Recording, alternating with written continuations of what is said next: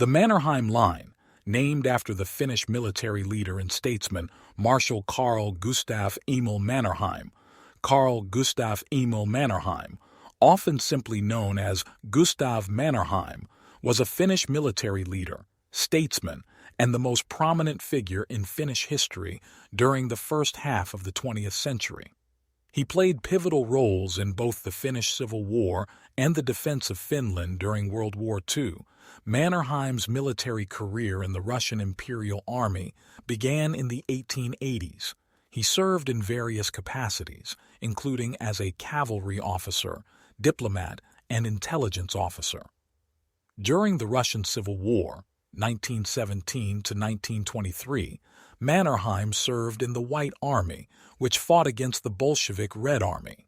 He became a prominent leader in the anti-communist forces in Finland.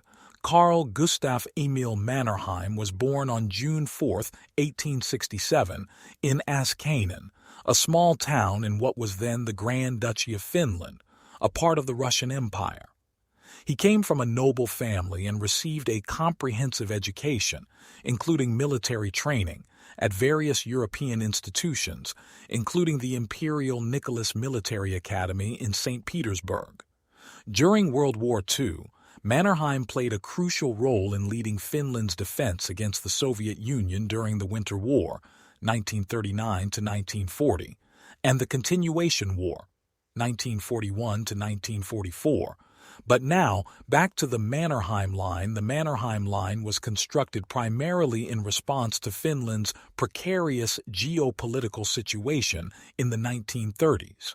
Following the Soviet Union's annexation of parts of eastern Finland in the Winter War, 1939 to 1940, the Finns realized the need for a stronger defense along their eastern border.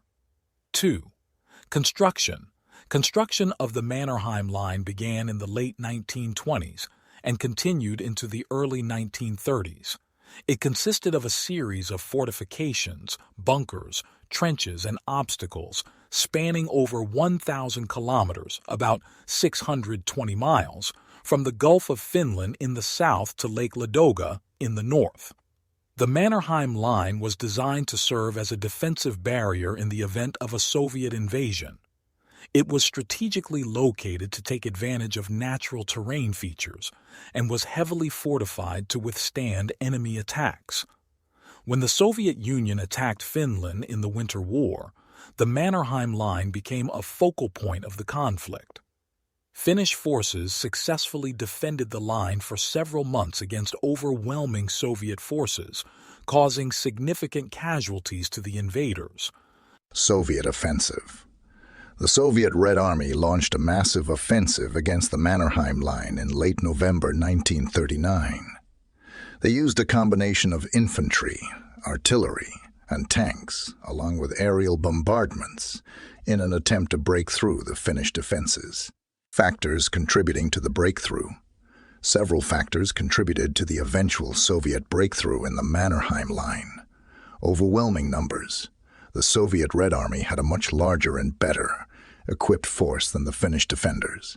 This numerical advantage allowed them to continuously push against Finnish positions. Artillery barrages.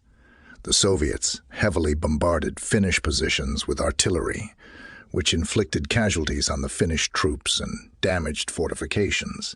Logistical challenges for Finns. The harsh winter conditions and the length of the front made it difficult for the Finns to maintain their defensive lines and supply their troops adequately. Limited Finnish resources. The Finns had limited reserves of troops and equipment compared to the Soviets. As the war continued, it became increasingly challenging for Finland to replace losses. Breakthrough at Summa.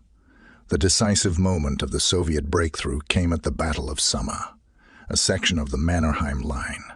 After intense fighting and heavy bombardment, the Soviet forces managed to breach the Summa sector in February 1940. Fall of the line. Once the Soviets breached the Mannerheim Line at Summa and other points, the Finnish defense became untenable. The Finnish government realized that the situation was dire, and negotiations for a ceasefire began. The Moscow Peace Treaty. On March 12, 1940, Finland signed the Moscow Peace Treaty, ending the Winter War.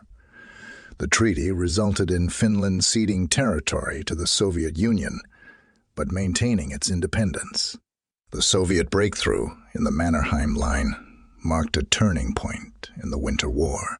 While the Finns had put up a determined defense and inflicted heavy casualties on the Soviets, the overwhelming numerical and logistical advantages of the Red Army ultimately led to the breach of the fortified defensive line. The Winter War had a lasting impact on both Finland and the Soviet Union and set the stage for future conflicts in the region. During the Continuation War, 1941-1944, between Finland and the Soviet Union, the Mannerheim Line played a different role compared to its use in the Winter War. 1939, 1949, 1940. Finnish forces during the early stages of the Continuation War made territorial gains, particularly in Karelia. The Mannerheim Line played a role in securing these newly captured areas. As the front lines shifted eastward, the Mannerheim Line became less relevant to the ongoing military operations. Finnish troops moved beyond the line, pushing deeper into Soviet territory. In September 1944, Finland signed an armistice with the Soviet Union, ending the Continuation War. The armistice terms included territorial concessions and the expulsion of German forces from Finnish territory. As part of the armistice, the Mannerheim Line was once again abandoned, and Finnish troops withdrew from the recaptured territories, returning to the pre-Winter War borders.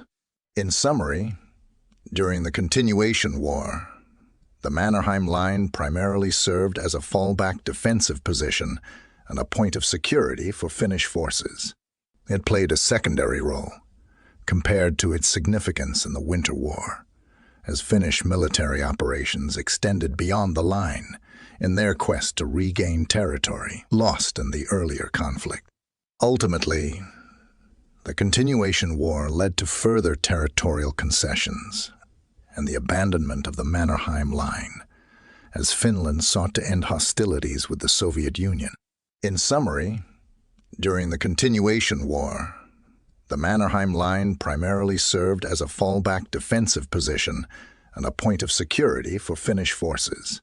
It played a secondary role, compared to its significance in the Winter War, as Finnish military operations extended beyond the line in their quest to regain territory lost in the earlier conflict. Ultimately, the Continuation War led to further territorial concessions and the abandonment of the Mannerheim Line, as Finland sought to end hostilities with the Soviet Union. In the quiet aftermath of World War, i.e., as Europe struggled to rebuild and redefine itself, the Mannerheim Line became a symbol of resilience and remembrance. The war had left scars, both physical and emotional, on the people who had lived through it. The Mannerheim Line, once a formidable defense barrier, now stood as a silent witness to the trials and tribulations of a nation. As the years passed, a group of artists and poets found inspiration in the Mannerheim Line. They saw it not as a relic of war, but as a canvas for their creativity. Murals and sculptures adorned its bunkers and fortifications, transforming the cold concrete structures into vibrant expressions of hope and endurance. The Mannerheim Line became an open-air art gallery, drawing visitors from across the world. One summer day, a chance meeting occurred on the outskirts of the Mannerheim Line. A group of veterans who had once defended these fortifications met a delegation of Russian war veterans who had, decades earlier, been on the opposite side of the conflict. What could have been a tense encounter turned into a poignant moment of reconciliation. These old soldiers, who had once been sworn enemies, now embraced as friends. Their meeting symbolized a broader healing process between nations. Over the years, the Mannerheim Line's meaning evolved further. It became a symbol of unity and peace, a place where people gathered for festivals celebrating art and culture, and for discussions on the importance of diplomacy and cooperation in a world that had seen the devastating consequences of war. International peace organizations held conferences along its length, spreading a message of hope and the possibility of a world without conflict. The Mannerheim Line, once a line of defense, had become a line of connection. It reminded everyone who walked its path that even in the darkest of times, there is the potential for rebirth and reconciliation. It had truly become a post-war figure, not of conflict, but of the enduring human spirit's capacity for transformation and healing. Thanks for watching. If you enjoyed this video, don't forget to like and subscribe for more content like this. And be sure to hit that notification bell so you never miss an update. We'll see you in the next video.